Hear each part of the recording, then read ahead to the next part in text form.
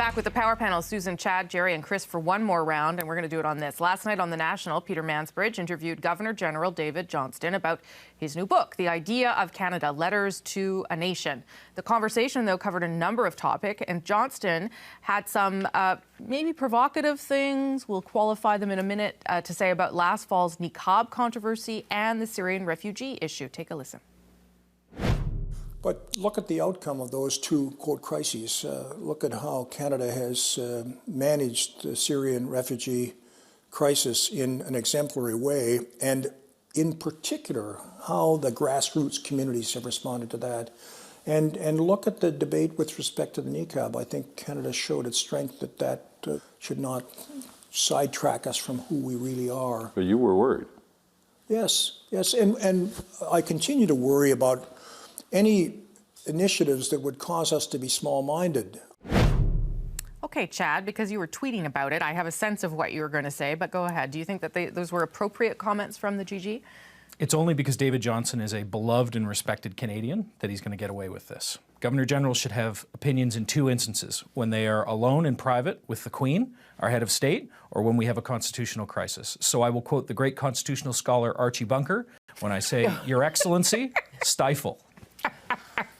Jerry, what did you... Because I should point out that the Governor General he has done some work around the refugee issue. And Still I'm not appropriate. Well, yeah, you know what? If you have to quote Archie Bunker, I'm with the GG on this. So who I affectionately, privately call the Geege, because I think he's great. Look, he's a learned man. I think he chose his words very carefully.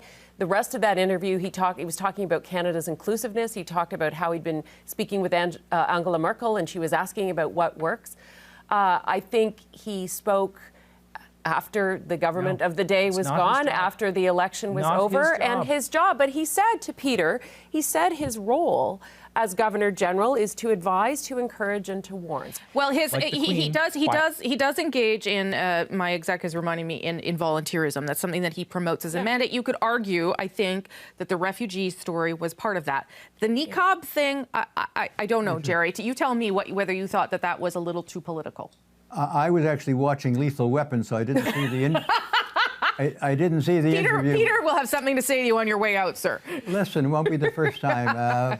But I'm with Chad. I don't understand how you can get involved with the niqab issue. You know how strongly I feel about it, but that's precisely because it became such a hot political issue. So what the Governor General is doing, sticking his nose in there, is a bit of a mystery to me. And I want to say that he seems to have been wrong in some respects on the Syrian question about Canada's coming through, since, as you probably all read today, the amount of money Canadians pledged is dramatically less than was expected. I think 38,000 instead of 100,000.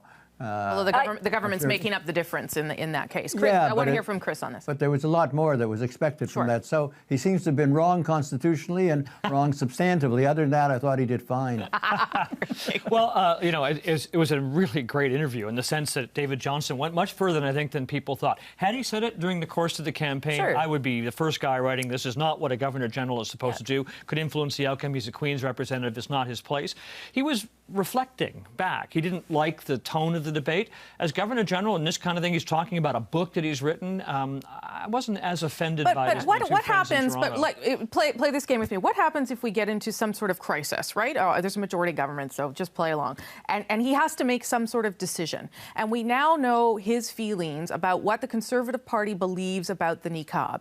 And he has judged that now. He has judged that policy. Does that not color him in some way? We know his feelings about inclusiveness. We know his feelings about inclusiveness. We know his feelings about the future. But this was a policy position the previous government had. But it's moot at this stage. But that government's done and dusted, thankfully. And that issue, I believe, is done and dusted, at least while the current government's in power. And the country spoke. So I think, while, yes, highly unusual for a Governor General to speak maybe so close to when an issue took place, but it's done and dusted and has been, and it fit into the context of his overall inclusiveness message. I think it may show the difficulty of picking a Governor General who starts with a tabula rasa. All the ones I can think of probably would have agreed with David Johnston because they were that kind of people. So you're going to get someone with no background, with no opinions, who will just sit as Governor General like a blank slate. That's not correct. Look, I'm happy our Governor General is against the barbaric cultural practices tip line.